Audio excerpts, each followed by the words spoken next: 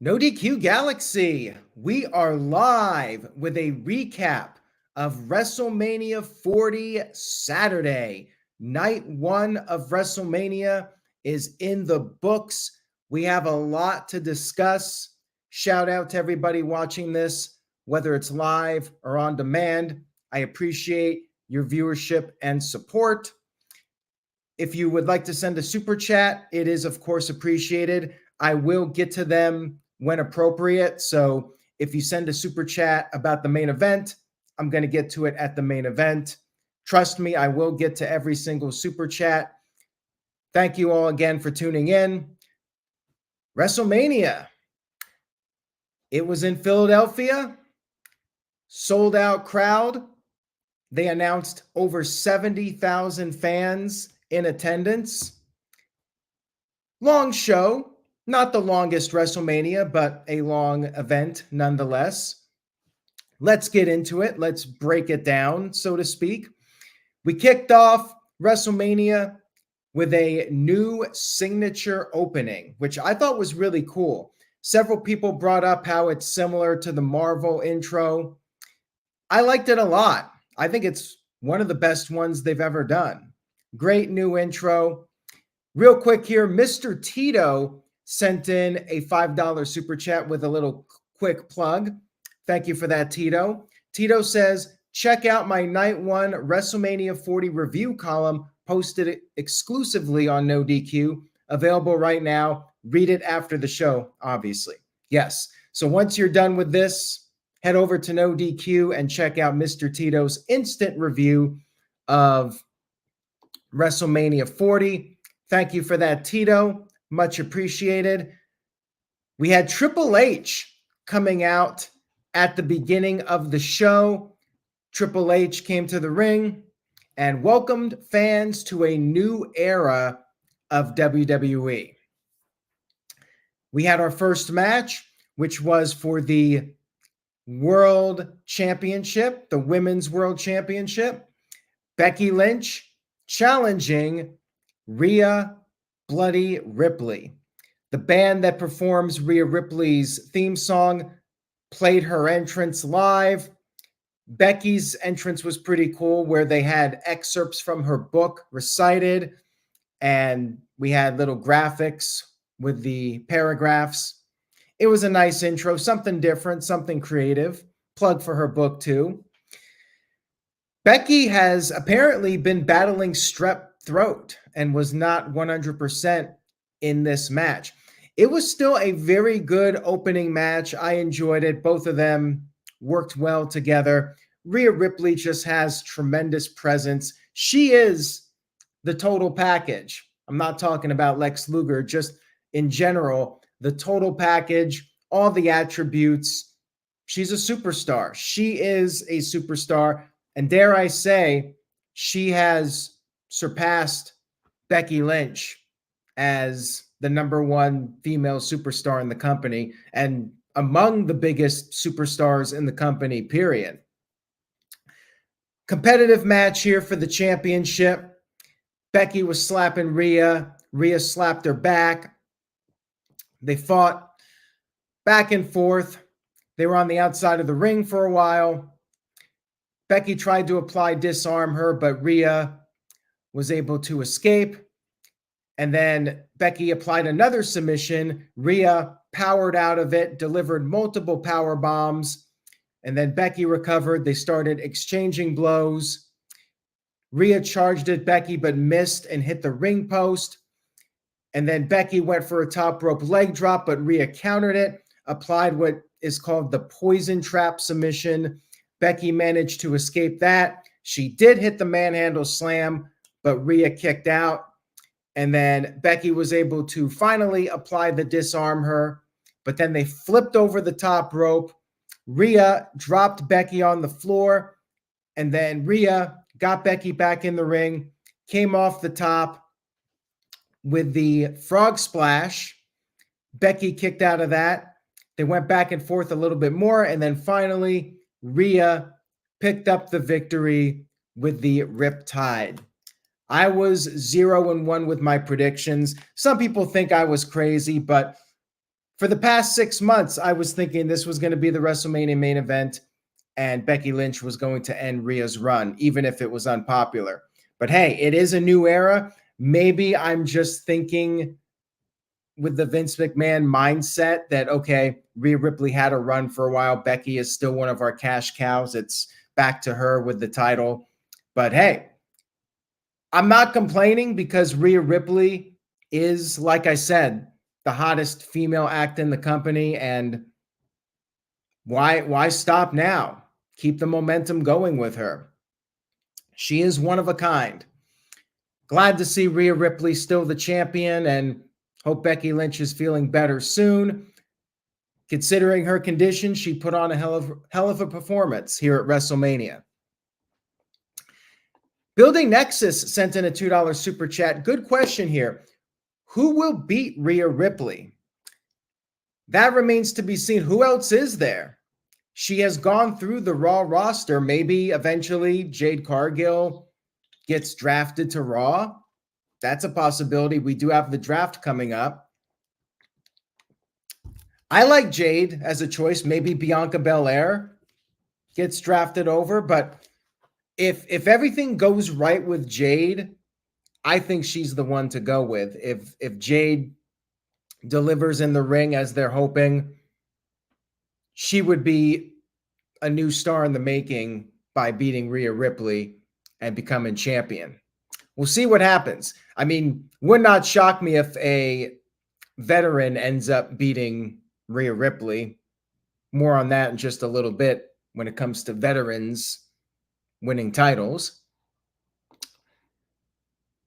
MMA Mike sent in a $2 super chat, says, Philly crowd equals the Eagles.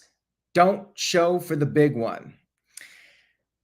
There was one negative of this show, and that was the crowd. They did react at times, but there were other times they were very quiet. This was a problem at WrestleMania 29, and they had similar stadiums in a similar part of the country. WrestleMania 29 open air stadium in Newark, or wherever it is in New Jersey. Not Newark.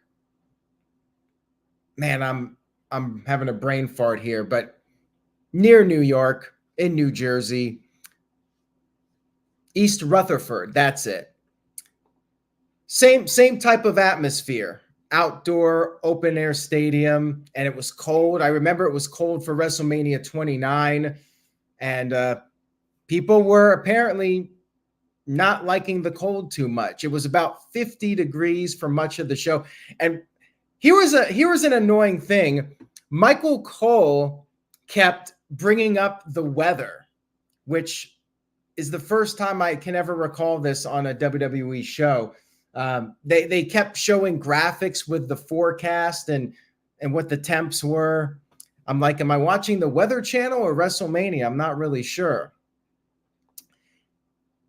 50 degrees. I mean, I live in Michigan now, so I don't really think 50 is that bad, but it may be unpleasant if you're sitting out there for 3 hours. I could see that not being the most pleasant experience.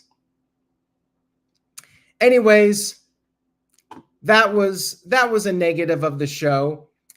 Justin sent in a $5 super chat. Thank you for that, Justin. Says, you could not have understated that electric chair spot even more.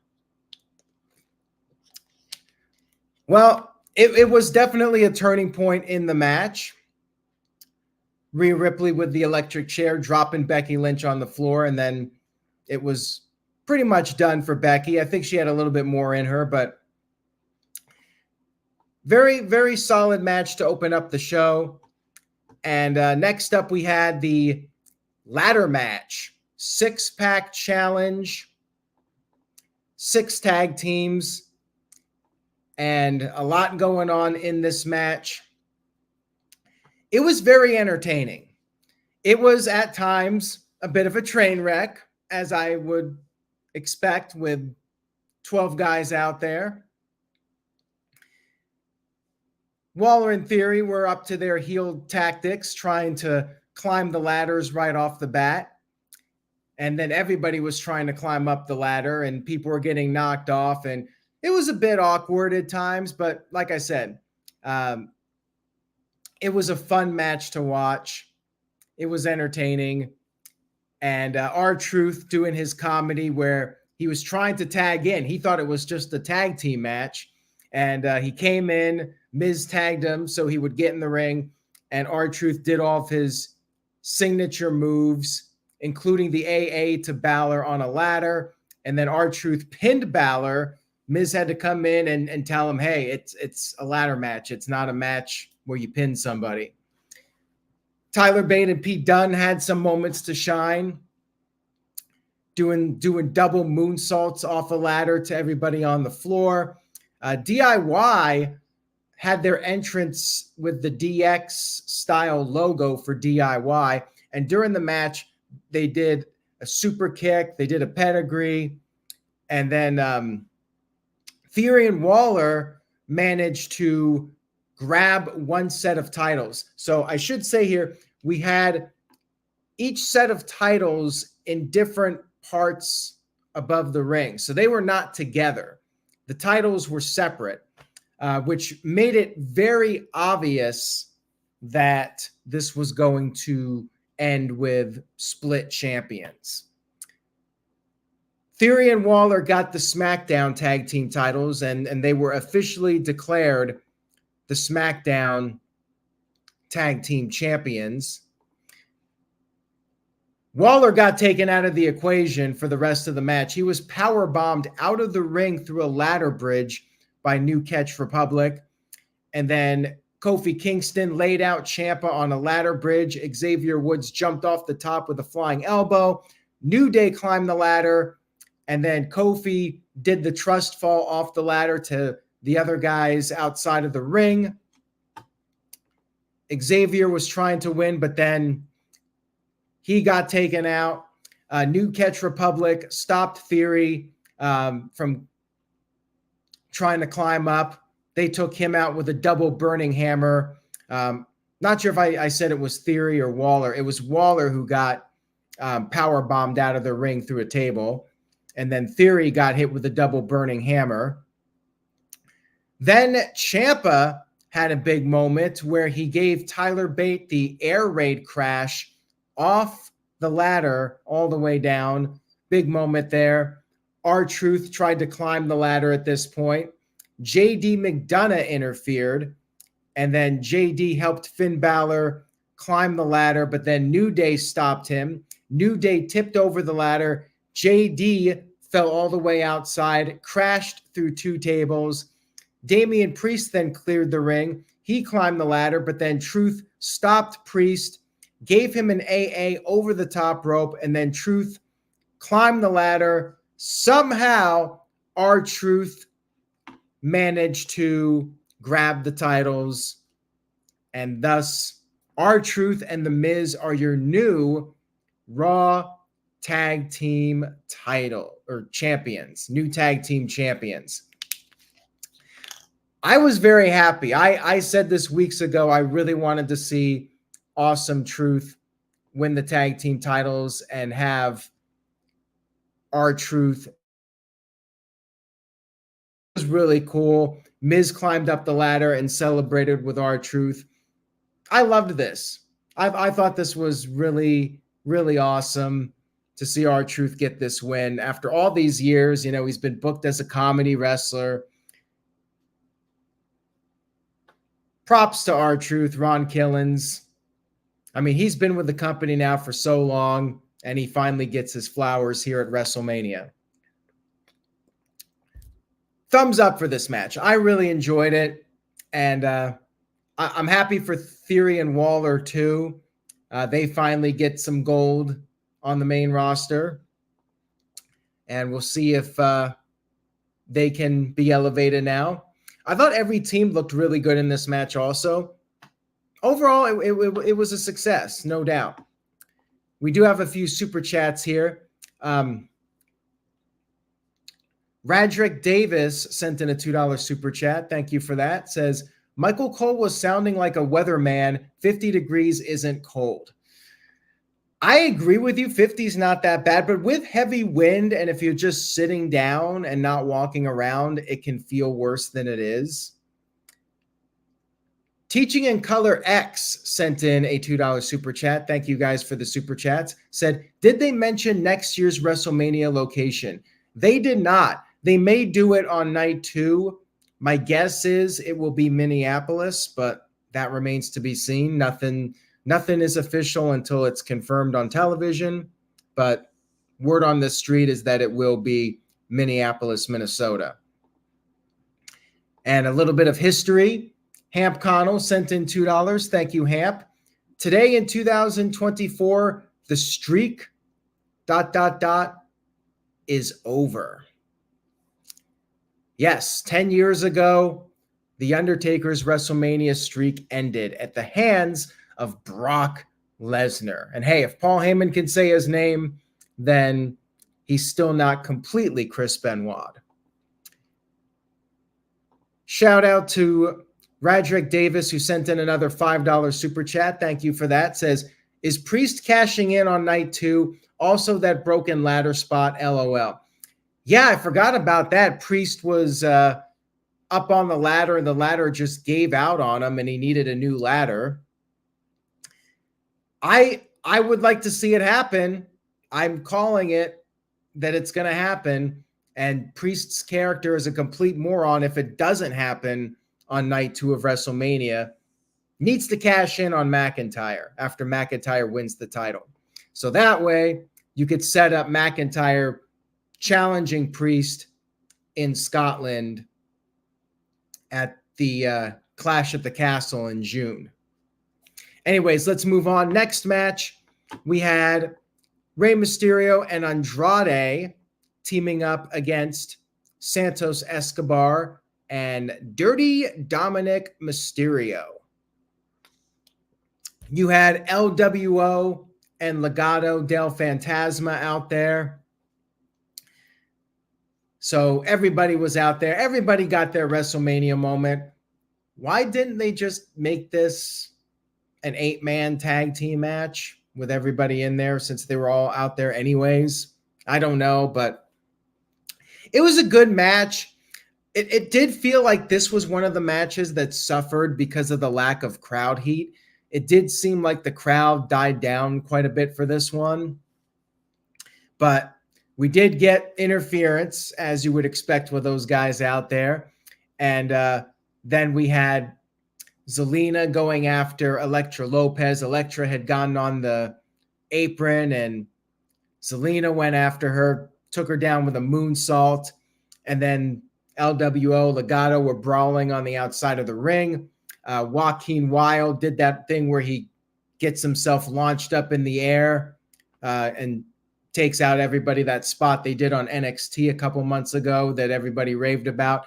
They recreated that for WrestleMania. And then for the finish, we had 2 masked men show up, and they attacked Dominik Mysterio. Outside interference from these unknown people on behalf of Rey Mysterio. And I was wondering, who the hell are these guys? Like, they were 2 large men, and Rey hit a double 619 to both Dominik and Santos. And then Rey came off the top with a frog splash. He pinned Santos Escobar. The men unmasked, and they were Jason Kelsey and Lane Johnson of the Philadelphia Eagles NFL team. It was rumored that Kelsey was going to be part of WrestleMania in some capacity. He recently retired from the NFL. And yeah, you got your little sports team involvement, celebrity involvement in a WrestleMania match. It's funny, we were talking on the predictions video, like what would be the cringe moment of WrestleMania. And this was kind of it for me, you know, having the celebrities out there and doing this goofy finish. I mean, it's not bad in the sense that WWE will get publicity for it. And, there will be people out there that were very entertained by it. I thought it was goofy personally, but I don't have a problem with them doing it. I totally understand why they do these types of segments, and it's good for business, and that's why they do it. So I accept it for what it is, but it was goofy, in my opinion. Dwayne Atkinson sent in a $5 super chat. Thank you for that, Dwayne. I appreciate it. Says, all these big Mania moment predictions, but y'all forget about Raw after Mania is just as big. The problem is that it hasn't been big in a long time. I'm hoping it changes this year, but Raw after WrestleMania went downhill really the year I went in 2015. That's when it started to lose its luster. It peaked in like 2012, 2013, 2014, and then went downhill and really hasn't meant anything since the pandemic and when fans came back to the arenas. Like the last couple of years, Raw after Mania has been lackluster, and almost for a decade now, quite frankly. Oh yeah, and I did want to mention this, another cool spot in this match, when Andrade got Rey on his shoulders and they both did a crossbody to the outside onto Santos and Dominik. That was a very creative spot for sure. Jeremy sent in a $2 super chat. Says, The Rock saved WrestleMania. First match was good, and last match shaking my head. Well, we'll get to the last match here in just a few moments. Thank you for that, Jeremy, and thank you, Dwayne Atkinson. I appreciate it. Hamp Connell sent in a $5 super chat. Thank you for that, Hamp. Says, does Damian Priest get punished for ignoring the referee's warning and climbing the ladder anyway? That's a safety issue. It was already broken. It's in the heat of the moment. I don't think he'll be punished for it. I really don't. The guy is well liked and, to my understanding, very professional. So I really don't think that there'll be any issues with that. Mr. Tito sent in a $5 super chat. Thank you for that, Tito. Says, Aaron, Jason Kelsey is going to be Taylor Swift's brother-in-law soon. Get over it. I noticed that people were talking about Taylor Swift. Maybe this will be a sign that eventually Taylor Swift will get involved in WWE. Like, I think she might see it as beneath her, but who knows? You never say never. Maybe one day Taylor Swift will be on a WWE show and everybody will complain about it. I mean, if they could get Taylor Swift, she'll be on a WWE show. I don't think that they would turn it down if she expressed any interest whatsoever in showing up. Next up, we had Jey Uso versus Jimmy Uso. I'm really curious to know everybody's thoughts on this match because I've seen this match get a lot of different opinions. This seemed to be a very polarizing match. And a comment here about Taylor Swift singing the national anthem. I did want to note that the show opened with the national anthem being performed instead of America the Beautiful. I feel like almost every year at WrestleMania, America the Beautiful is the song they perform, but this year they did the national anthem. Not sure why the change. I really don't have an issue one way or another. This might be an unpatriotic thing to say, but I don't even really think they should do it, considering WWE is a worldwide brand, and you have people from all over the world watching the show. I know it's a tradition and whatnot, but I mean I could honestly do without it. And some people might not like that comment, but hey, cut out a little bit of the filler. Why not? I don't really have a problem with it, but I could also do without it. I'm just kind of indifferent. Maybe, as Ham pointed out, maybe it was just Vince personally liked the song America the Beautiful. I think I remember reading that too. So yeah, I think that's the reason And it wouldn't shock me if it was that Vince just had a personal preference for America the Beautiful. All right, so let's talk about Jey versus Jimmy. I liked the match. Was it a classic? No, but it went about exactly as I expected it to go. And I think that's fine. The only thing I might have liked to have seen was maybe some kind of reconciliation at the end. So we had Little Wayne. He came out there for Jey Uso's entrance, and as I mentioned on the predictions video, Jey Uso's clearly the bigger star of the Usos. You know, the guy is way over with the fans, and they were doing Jey's taunt. It was a pretty basic match, and they were doing a lot of the same moves, trading shots. It kind of felt like a shorter AEW match where, they're trading shots, yeet, no yeet for each strike. And then they kept hitting each other back and forth with super kicks. Young Bucks probably gave this match 5 stars just for the super kicks. But, it's the spamming of the moves. We see this in AEW, all the super kicks and, all the strikes back and forth. I'm not the biggest fan of it. I think it's overdone. AEW overdoes it. This is WrestleMania, so I give them more of a pass. But I mean, it was a little bit above your standard TV match, in my opinion. I don't think it was bad or anything. I really liked the end when we had Jimmy Uso begging. He was pleading for some mercy from his brother. And Jey was conflicted. And you can maybe say, well, Jey's an idiot. He's falling for it, but it's his brother. At the end of the day, he always wants to give his brother the benefit of the doubt and think maybe he's being on the up and up.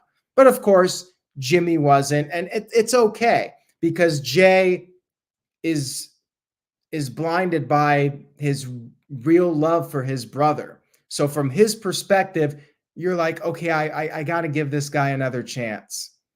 We can all see where it's going, but Jey, the brother, cannot see that. I thought it made perfect sense. Like, I had no issue with it whatsoever. Jimmy, of course, takes advantage of his brother being kind and compassionate. And then Jey came off the top with the frog splash, and Jey kicked out. I bought into this. I thought this was going to be the finish. I thought Jimmy was going to win here. So they got me. And sometimes I'm not fooled. I'll admit I was fooled. Maybe some of you watching this were not and thought it was predictable and expected the kick out. I thought Jimmy was going to win here. Jey did kick out, and then Jey made his comeback, hit the spear, came off the top of the Uso splash, and got the win. I thought it was good for what it was. It wasn't great, but I liked the story here. Like I said earlier, the only thing I would have done differently, they should have had them hug at the end. I said that if this was a one-off match, Jey should win. And I think it would have been nice if, like, they did the thing where they both got down and put their heads down on the mat. And then, they did the thing where they embraced, the Samoan tradition. I think that would have been really cool. Like if they buried the hatchet after the match. That's what I would have liked to have seen here. But, I think Jimmy's still got to be a bad guy for at least a little while longer. We'll talk more about that later. Mr. Tito sent in a $2 super chat. Thank you, Tito. Says, Uso match struggled until Jimmy begged. It was fine. Again, I don't think it was bad. And the crowd did seem to get into it at times. I definitely liked the ending, and the crowd was into the ending. So overall, I think the match was good. Underground Night sent in a $5 super chat, Underground Night says, I'm hoping for 3 matches out of the Usos and the third match featuring Rikishi as the special guest referee. If they were going to do more than one match, I think Jimmy should have won the first match. So Jey would have to try and get a rematch. And maybe at that point, you could have Rikishi involved. I don't know if they're ever going to do that with Rikishi. Like, this might have been the time, actually. If you're going to do Rikishi as the referee, I think WrestleMania would have been a great place to do it. Michael sent in a $2 super chat. Thank you for that. Says, Meltzer will give this match 5 stars, LOL. I don't think so. I'm not even sure he'll give any match on this show 5 stars. I will say this. I think the best match from a technical standpoint, just if you're talking pure work rate, I think it might have been that triple threat from NXT. I'm still blown away by that match. That match should get 5 stars, in my opinion. That was an excellent match. It just and as far as just being a believable, hard-hitting match, that was entertaining from start to finish. That was pure fire. The matches on WrestleMania were different. Nothing quite at the level of that NXT match, though. Building Nexus sent in a $2 super chat, says, is Jimmy going to pay for losing? No, but he might pay if Roman Reigns doesn't retain the championship on WrestleMania Sunday. Then Jimmy could be in trouble, because if Roman loses, can't really blame The Rock. I guess you could, but Jimmy would be the fall guy who would take the blame. We'll see what happens at WrestleMania, and we'll talk about potential scenarios in just a little bit. Next up, we had a 6-woman tag team match. Bianca Belair, Jade Cargill, and Naomi against Damage Control. Solid match. Very basic, though. Maybe, again, a slight step above your standard TV match. It was special because you had Jade Cargill in her first WrestleMania appearance. I like how Bianca, Jade, and Naomi all had an entrance together, coming down from this platform. The platform, and it just lowered down for them. Gave me vibes of Shawn Michaels coming down from heaven at WrestleMania 25. That was almost 15 years ago. The 15-year anniversary of that was just the other day. It was a basic match. It was more or less what you would expect, where Jade Cargill stayed out for most of the match. Naomi was in there taking the beating. Bianca came in. Bianca did some moves. And then finally, Jade came in for the hot tag and cleaned house. Things broke down. All 6 women in the ring. Asuka accidentally spit the mist at Kyrie. And then Bianca gave Asuka the KOD and gave her a really hard hair whip. Then Jade finished off Dakota Kai with the Jaded to get the 1-2-3 victory. Jade looked good. She didn't do a whole lot. She came in, did her moves, and won the match. It was pretty standard, but hey, Jade looked like a star. And as I said earlier, if she does well and WWE satisfied with her in-ring work, I could see her being the one that eventually dethrones Rhea Ripley for the women's championship.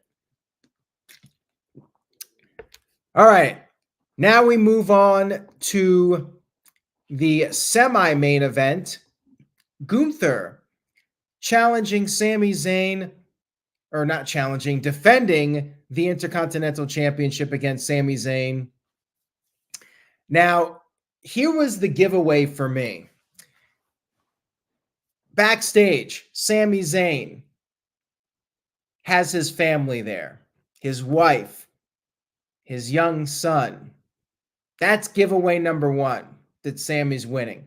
Giveaway number 2, Sammy talks to Chad Gable. Sammy wanted Chad Gable out there at ringside, and Gable declined. Gable said, you can do it on your own. You have what it takes. And then the key line here was Gable says Zayn owes him a favor, i.e. future title shot. So that was clue number 2. And then the third clue, Zayn is walking through the gorilla position area. He's punching things. And I'm here thinking, dude, didn't you like injure your shoulder by getting too hyped up when you debuted on the main roster in 2015? But then before Zayn gets out there, he runs into Kevin Owens. They hug. Owens gives him the final motivation. So 3 things happened here in this backstage segment, which really painted the picture that Sami Zayn was going to overcome the odds. And I thought it was very well done. Like it worked in the sense that it got me invested in wanting to see Sami win. So credit to Triple H and everybody that put that together. I thought it was well done. Now, as for the match itself, it was a hell of a match, as I expected it to be. Gunther largely dominated, chopping Zayn, suplexing him. Zayn would come in, have little bursts of offense. Sami Zayn's wife was at ringside, but Gunther, like your standard villain, got a little bit too cocky. He would taunt Sami's wife, and then, he was pretty much able to win the match. He hit multiple power bombs. Zayn kicked out, but eventually Zayn seemed totally out of it. Gunther hit another power bomb, and he just started laughing. He didn't even go for a cover. He delivered 2 top rope splashes and kept taunting Zayn's wife, who was at ringside. And Zayn was getting fired up. Gunther went up for another splash, but then Zayn caught him with a haluva kick, and then Zayn hit the brain buster, which is one of his old signature moves from PWG and Ring of Honor. Oh, wait, that was El Generico, different guy. My bad. But he paid tribute to El Generico with the brain buster. And then he hit Gunther with 2 more haluva kicks. The first one earlier in the match did not get the job done, but this time, brainbuster, 2 haluva kicks. Sami Zayn finally ended the run of Gunther. Gunther was the Intercontinental Champion for 666 days. And how funny is that for Gunther's run to last 666? Hell of a match. I mean, I expected these guys to have a great match, and I love what they did at the beginning to really make you feel sympathetic towards Sami Zayn. Did Sami Zayn need this? No. I think ultimately it would have been better to have a young up-and-comer in this role ending the run, but they did a great job with it nonetheless. Sami Zayn is one of the all-time greats in WWE. Loved it. Very entertaining. Very, very entertaining match. And it's close. It's up there with that triple threat. The main roster matches are a little bit more slow-paced. The thing about that NXT triple threat was it was total nonstop action. It was just a spectacle as far as physicality went. This was a little bit slower, more of the storytelling. I don't know if this was as technically good as last year with Sheamus and Drew McIntyre against Gunther, but it was still a hell of a match. And, it was all about the story here. I'm very happy for Sami Zayn. He gets his moment here. It gets another big WrestleMania moment. 2 years ago, he was losing to Johnny Knoxville in a comedy match. Then last year, he wins the tag titles in the main event. And this year, he ends the 666-day Intercontinental run of Gunther. Shout out to Mr. Tito, who sent in a $5 super chat. Thank you for that, Tito. There's a thumbs up for you. Says, Gunther getting cocky was a great way to lose to protect his future interests. The Rock performed 1,000 times and better than he did during 2012 and 2013. We'll talk about The Rock here in a minute. Gunther had to lose because you got Bash in Berlin coming up. He's got to be going for the world title soon. At some point, he's got to move on to the next level, and that's the world title picture. So I think by the time you get to Bash at Berlin, Gunther should be going for the world title. And he had to drop the IC title. If you're going to do it at WrestleMania. I get it. It makes sense to me. They could have done it at Backlash, or they could have done it at Clash at the Castle. Oh, Mr. Tito meant to say The Rock performed 1,000 times better than he did during 2012 and 13. Well, he survived. I will say that. He did survive.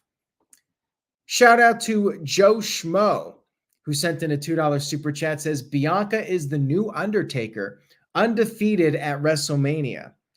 There you go. Bianca Belair continues her streak. Unfortunately for Asuka, she lost yet again. I think she's like 0-6 now at WrestleMania. She was going to lose this year. Jade was not going to take the fall or be on the losing end in her WrestleMania debut. Just was unfortunate for Asuka, but at least she got on the card, right? Maybe one year Asuka will get that victory. All right, let's get to the main event. We got a lot to talk about here. Shout out to Alex. He sent in $2. Says, Aaron, you acknowledged the real final boss years ago. I know. I saw that clip on Twitter that I retweeted. I did say that about Roman Reigns, that he was the final boss. The Rock did not invent that term, for any of you wondering. Many people, Miro used it a couple years ago. Samoa Joe's been using it. It's a common phrase. If you play a video game, there's something called a final boss. Lots of wrestlers have used that term. But The Rock has used that term very well, to his credit. And yes, I agree. Samantha Irving did a fantastic job on the show. And when she announced Zayn's win, it sounded like she was crying. Did anybody notice that, or was it just me? Let's talk about the main event. Roman Reigns, The Rock versus Cody Rhodes and Seth Rollins. Entrance time was 16 minutes and 38 seconds. Cody had 3 minutes of an entrance.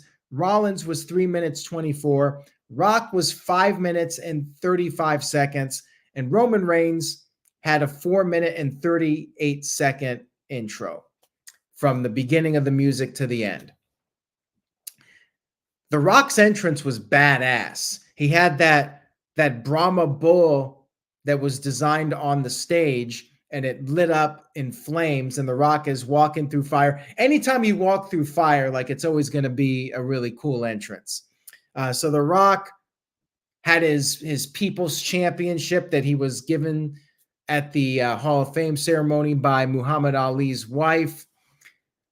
Epic entrance for The Rock at WrestleMania. And we had all 4 guys in the ring. And something very interesting here. The crowd seemed to be booing Cody Rhodes during the entrances. They were cheering The Rock heavily. Rock was the most over person. I feel like everybody got kind of a mixed reaction. And with Rock, it might have been 75% cheers. Everybody loved The Rock, and can you blame them? Tiger sent in a 6 pound, I think it's pounds, not euros. I'm always confused by these symbols. 6, I think it's pounds. Somebody let me know so I'm not continuing to act foolish here. Says, with Vince's passion for doo-doo stains, he'd lambast talent, calling them and their match the drizzling shits. How do you imagine Triple H critiquing talent? Clearly, Triple H does it a lot better because people have been praising him like crazy. I think Triple H handles his emotions better than Vince McMahon. Vince, we've seen him blow up. We've heard stories about him blowing up and getting angry at people. Triple H seems like a guy that knows how to talk to his fellow wrestlers. Keep in mind, Triple H was a wrestler for many years. He knows the grind. He knows the struggles that wrestlers go through. Vince was a promoter for his entire career. Triple H, for most of his time in wrestling, was a performer. And I think there's a different mentality there.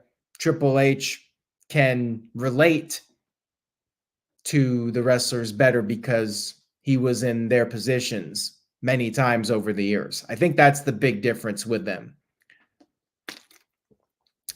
All right, so Mr. Tito sent in a $2 super chat. He says, what the F was Seth Rollins wearing? Big blue fabric on robe. He went into Becky Lynch's closet and sewed together multiple outfits. I don't know what he was doing, but it's WrestleMania, and Seth Rollins wanted to go all out for that entrance. Walter Cruz, shout out to Walter, who was at the show. Hope you had a good time. Big G was there as well. Contact them on Facebook if you want to meet up with them Sunday, FYI. Walter said, what a main event. Rock's entrance was awesome. It was fantastic. It was a spectacle for sure. What you would want to see at WrestleMania. And Oh My God Ruler, haven't seen you in a while, says, Roman spearing Rock sets up a potential double cross.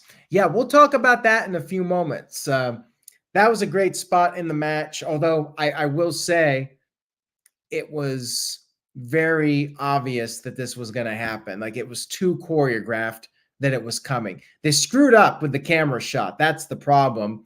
Like, you could see the positioning for the move and that Rock was going to take it. That was a negative.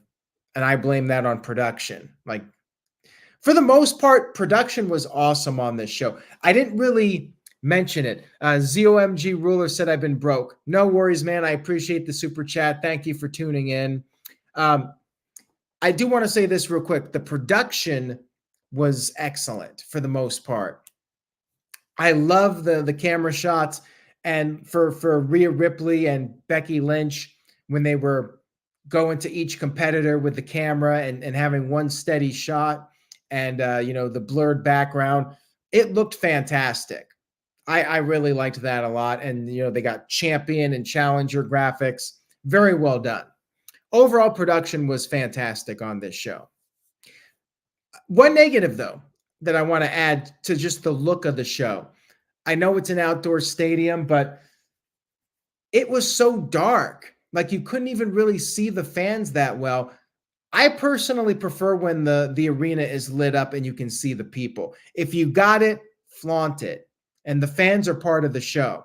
I don't like when the arenas are darkened. I know some people prefer that because it focuses on the in-ring action, but the fans are part of the show. I want to see the fans. If you got the audience there, if you got 70,000 people, we need to see them.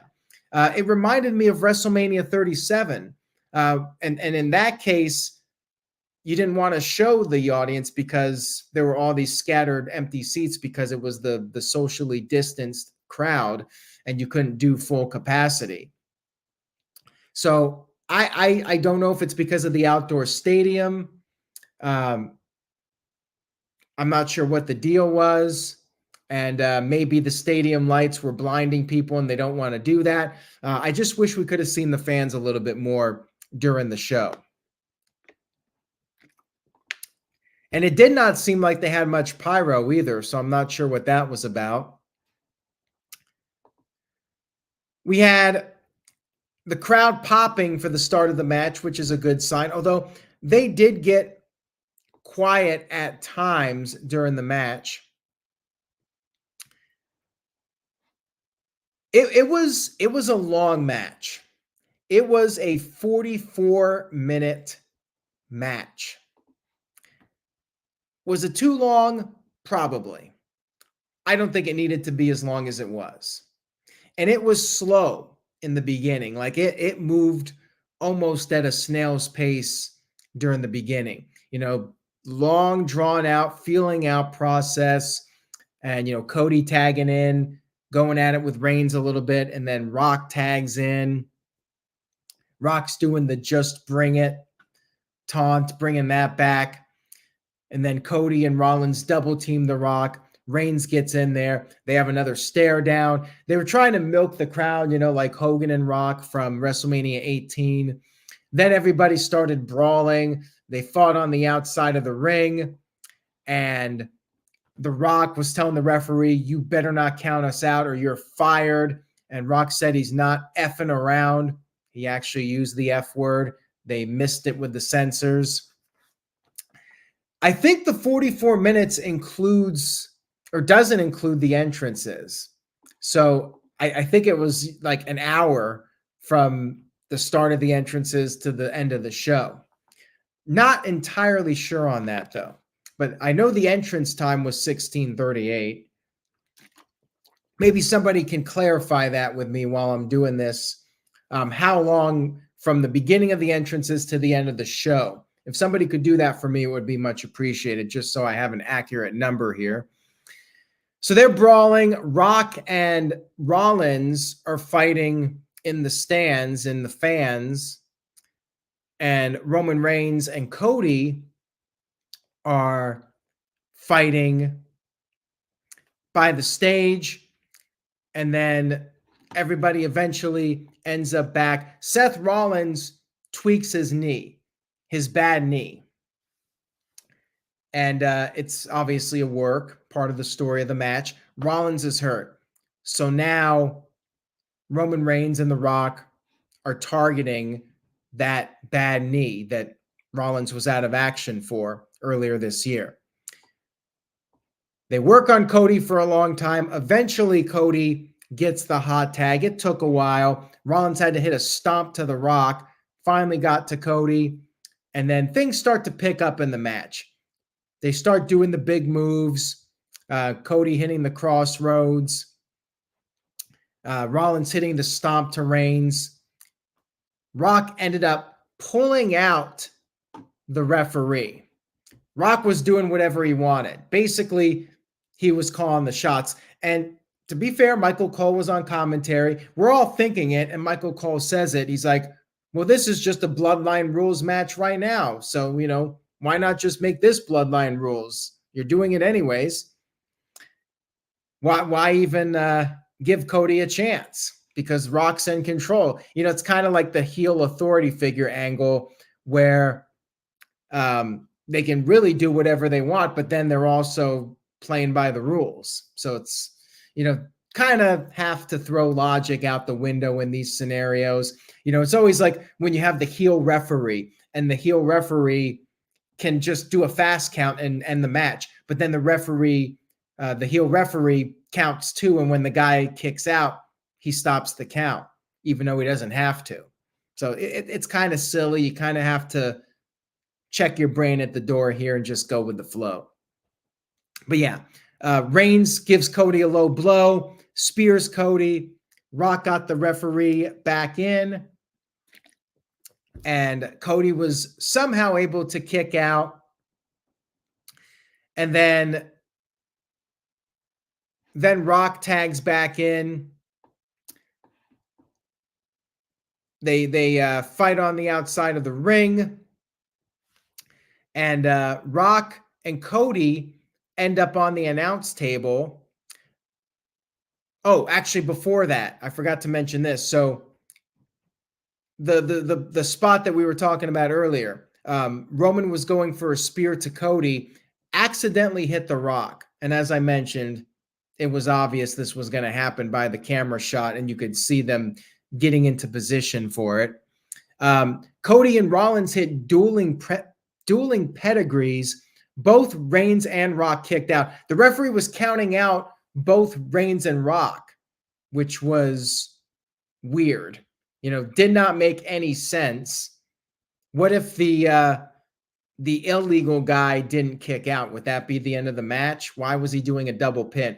Anyways, they both kicked out, so No issue there. It did get a huge pop from the crowd. I mean, that was effective in getting the crowd invested. They were hot for that. And then on the outside of the ring, Cody ended up giving Rock the rock bottom through the announce table.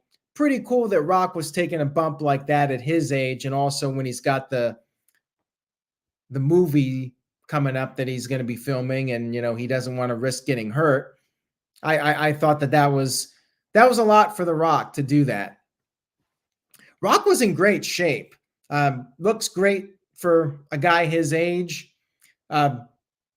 Moving slower, but that's to be expected from a guy in his 50s.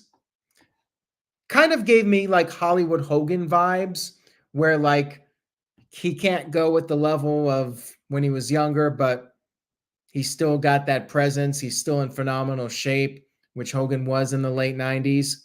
But yeah, Rock goes through the table, and then Roman spears Seth Rollins through the barricade. Seth is out of the picture. Cody gets Reigns in the ring. Cody is about to win multiple crossroads, but then The Rock hits Cody with the weightlifting belt. And then Reigns hits the spear. Rock tags back in, and it's all elementary. Rock hits the rock bottom, hits the people's elbow, and gets the 1-2-3 victory on Cody Rhodes, which is what I said should have been the finish. Rock beating Cody. Bloodline winning made sense to set up Bloodline rules for night 2. All hell is going to break loose on night 2, even more so than here. And this plants the seeds. They did a great job here because they planted the seeds for 2 future matches. One, the obvious Roman Reigns versus Rock match with the accidental spear. That can start to build some heat between them. And also, Rock beating Cody can set up Rock potentially as a future challenger for Cody and the World Championship. I think the match was a little too long. Maybe about 10 minutes too long. They could have cut out some of the filler in the beginning, but I still thought it was overall a very entertaining match, and they did the right moves at the end. They hit the right notes, and they even recreated the shot. I mentioned this on the predictions too. They even recreated the shot from last year's WrestleMania where Cody's sitting in the ring distraught, and in the background outside of the ring, you see Roman Reigns celebrating. That was WrestleMania 39. And then this time, Cody's there distraught. You see The Rock out there celebrating. I love that they recreated that shot. And yeah, Cody's winning the title. I would be more shocked if Cody lost than when Undertaker lost to Lesnar. I'll say that. It would be like the most shocking thing in wrestling, because it would be, at this point, it would be just completely ridiculous. After all this, Cody has to win now. The question is how? What can Cody do, or who can Cody have at his side? That's the hook. Oh My God Ruler sent in a $2 super chat. Roman spearing The Rock sets up a potential double cross. I don't know if that's going to happen. I don't think it should happen personally. I don't think The Rock should turn against Roman Reigns or vice versa anytime soon. We got to get more heel Rock. We got to get Rock versus Cody for the title later this year. I don't want to see them split. They got plenty of time before WrestleMania 41. No need to rush it. Joe Schmo sent in a $5 super chat. Thank you for that. Says, if this man Cody loses tomorrow, he's better off to go back to being Stardust. Yeah, that or go back to AEW. I kid. I don't think it's going to happen. I think Cody's winning the title. I am very confident in that. But yeah, it would not be good for Cody to lose yet again. I think that would really piss off a lot of people at this point. You've gone this far. Finish the story, damn it. Shout out to Walter, who sent in a $5 super chat. Thank you, Walter. Thank you, everyone, for your super chats. Walter says, the way this ended pretty much gives away that Cody is winning on night 2, but I'm here for it. What a WrestleMania. It was overall a great show, and it was a bit of a setup for night 2. I'll give my letter grade here in just a minute. Building Nexus sent in a $2 super chat. Thank you for that. Says, who does Priest cash in on tomorrow, if anyone? McIntyre. McIntyre wins the title. Priest comes out, cashes in, and CM Punk can gloat. So CM Punk gets his moment too, where he can laugh at McIntyre. You know, that'll be a great moment when McIntyre gets his moment taken away from him, winning the title in front of the fans, and CM Punk is laughing his ass off at him. That's going to be entertaining. That's what we need. Priest has to cash in on McIntyre and then set up Priest versus McIntyre in Scotland at Clash at the Castle. Big Hoss 81 sent in a $2 super chat. Says, why doesn't Cody talk about Roman Reigns always needing help? Well, they do. They've been bringing it up for a while now that the bloodline can never win without interference. Roman Reigns can never retain the title, and he only defends it once every couple of months. They have brought that up. But this time, Cody should be prepared to have some backup because he knows what he's up against. He's got to make a few phone calls. Tiger sent in a £2 super chat. Thank you, Tiger. Says, Aaron, how would you have Cody win? Well, the odds are against him. Bloodline rules. Jimmy's going to be out there. Maybe Jey comes out there to counteract Jimmy. Cool. You still have Solo Sikoa. Well, there's a certain somebody you can't see that has unfinished business with Solo Sikoa. He comes out there. Him and Solo get out of the picture. Then you just have the final boss. One more guy The Rock has to deal with before it's an even fight. Who is that guy that feuded with The Rock? 3 WrestleMania matches. A certain guy from Texas comes out there, and we get one more moment with them. Stone Cold Steve Austin comes out there, and Rock takes one more stunner. They're out. They leave the ringside area, and then it's down to just Roman Reigns and Cody, one-on-one. They go for several minutes, so it's a fair fight. Cody didn't win because Austin hit a stunner, and then Cody pins Roman. Austin's out of there. It's one-on-one for several more minutes, and finally, Cody beats The Rock one-on-one and gets the title. That's how I would do it. Don't know if that's what they have planned, but I'm hoping that's what we're seeing. Building Nexus sent in a $2 super chat. Thank you for that, Building Nexus. Says, would fans riot if Damian Priest cashed in on Cody? I would not do that. I think people would be very unhappy with that. No need for that to happen. Let it be McIntyre. McIntyre is going to be a babyface in Scotland. He'll be a heel for the feud with CM Punk, but I think you get maximum heat by having McIntyre screwed, and then McIntyre gets his title back in Scotland. That's what I would do. Fans would be very unhappy if Priest cashed in on Cody, and I don't think it would be the right kind of heat. I'd go with Priest cashing in on McIntyre. We'll see what happens. But yeah, letter grade. I'm going to give it an A-. I thought it was a great show overall. I wish there was a little bit more crowd heat. I wish the arena was a little bit, or stadium was a little bit more better lit. And undercard was solid. Wasn't the solid. Ladder match was entertaining. Becky Lynch and Rhea Ripley was entertaining. I thought the Usos match was entertaining. I mean, no bad matches on the show. And the main event was a bit long, but ultimately it delivered big. So A- is my letter grade for WrestleMania. And the key now, the real key, if this is going to be a top tier WrestleMania, it's a 2-night event. So night 2 has to be as hot as night 1 or better. If night 2 can be a home run, this is going to be one of the greatest WrestleManias of all time, maybe the greatest, depending on what they can do. And yes, Sami Zayn versus Gunther 2 was great. Thank you, Mr. Tito. Jermaine Watson Sr. sent in a $10 super chat. Thank you for the generous super chat. I appreciate it. Says, AEW tripped. Punk, Cody, Jade, and Andrade talk about bad luck, and I am a fan. WrestleMania was amazing. Punk was drunk at the pre-show.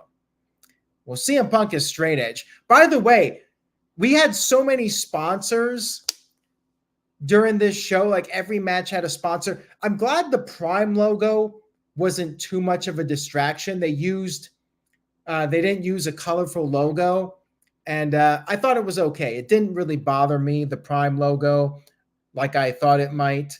And they also had Prime on the turnbuckle pads, which is fine. You know, they do that in sporting events. But every match seemed to have a sponsor. I'm really hoping Pepsi sponsors that Drew McIntyre and Seth Rollins match, just so CM Punk can be entertained by that and have Punk drinking a Diet Pepsi. If Diet Pepsi is not the sponsor of that world title match, then what are we even doing? Like, that is the perfect opportunity for product placement. CM Punk drinking his diet soda out there, and you have the Pepsi logo, and that would just tick off Rollins and McIntyre getting trolled with Diet Pepsi as the sponsor. I don't know if that's going to happen or not. They had a bunch of sponsors on this show. I've heard nothing about Pepsi being involved, but man, that would have been awesome if that happened. I don't think it's going to, but it would be funny. All right, so A- for the show, and that's all I got for tonight. Over an hour review. Thank you guys for tuning in. I appreciate it. I'm going to be back Sunday night. Let me throw up the schedule. We're moving down the list here. Night 1 of WrestleMania in the can. We got night 2 coming up, and many more shows. Raw after Mania. Hopefully that goes back to the glory period with this new era, and we have a great Raw after Mania. No DQ review. I'm going to be doing a no DQ&A video on Thursday. So if you guys want to send in some questions for that, we'll talk more about the fallout for WrestleMania. Have a great night, everyone. Stay safe. Enjoy night 2 of WrestleMania. Buy a shirt, nodq.com/merch. Check out the NXT recap if you haven't seen it already. And I will check you guys out next time.